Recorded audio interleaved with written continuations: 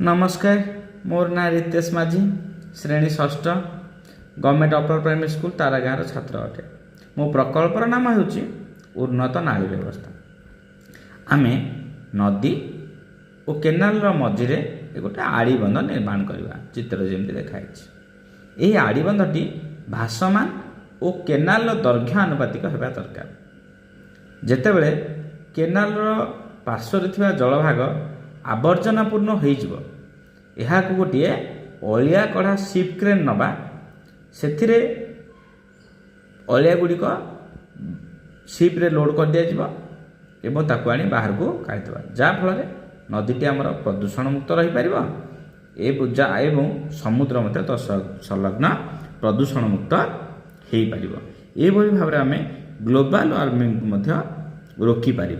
धन्यवाद।